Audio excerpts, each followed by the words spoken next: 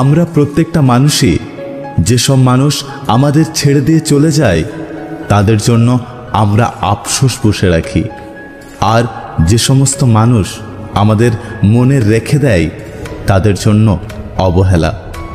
যে মানুষটা তোমাকে ছেড়ে গেছে সে এমনি এমনি যায়নি, অনেক চিন্তাভাবনা করেই গেছে।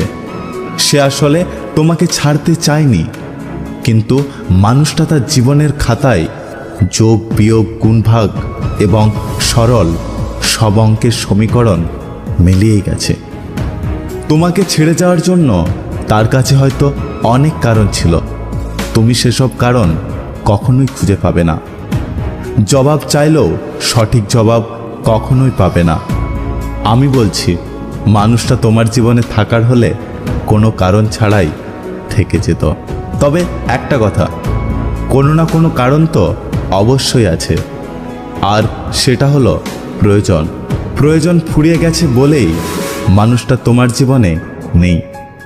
আবার যদি প্রয়োজন পড়ে তবে ফিরে আসবে। প্রয়োজন ফুরিয়ে গেলে মানুষ হারাবেই। এটা জগতের আসল খেলা, এটাই জগতের নিয়ম, যাকে আমরা হারিয়ে ফেলা মানুষগুলো নিয়তি বলে থাকি। মানুষটা তোমাকে ছেড়ে গেছে সুখী হওয়ার জন্য, তো তুমি তো চাইতেই যে তোমার ভালোবাসার মানুষটা সুখী হোক। তবে মন খারাপ করে আছো কেন? কেন কাঁদছো? আর কেনই বা তাকে গালি দিচ্ছ? জীবনে স্বার্থপর না হলে সুখী হওয়া যায় না। সুখী হওয়ার জন্য স্বার্থপর হওয়াটা জরুরি। ভেবে দেখো, তুমিও কিন্তু স্বার্থপর, কারণ প্রয়োজনে তোমার নিজের সুখের জন্যই তো তুমি মানুষটাকে চেয়েছিলে। আসল কথা হলো, প্রয়োজনে সবাই স্বার্থপর।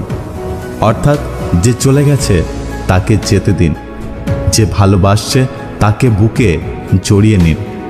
যে চলে গেছে সেটা আপনার কাল, তাই কালের কথা ভেবে আজকের দিনটা নষ্ট করবেন না। জীবন এখনো অনেক বাকি। জীবনের বাস্তবতা বুঝতে শিখুন, এগিয়ে চলুন, জীবনে ভালোভাবে বাঁচুন। জীবনে চলার পথে যাকে সবচেয়ে বেশি ভালোবাসবে সেই তোমাকে সবচেয়ে বেশি কষ্ট দেবে। যাকে ভালোবাসার নামে আঘাত দিয়ে ফিরিয়ে দিলেন, তার চোখের প্রত্যেকটা জল আপনার চলার পথকে পিছল করে দেবে। যদি ভিডিওটি ভালো লাগে পাশে থাকবেন, আর হ্যাঁ, নিজের খেয়াল অবশ্যই রাখবেন। দেখা হচ্ছে পরের ভিডিওতে, ততক্ষণ সুস্থ থাকবেন। Take care.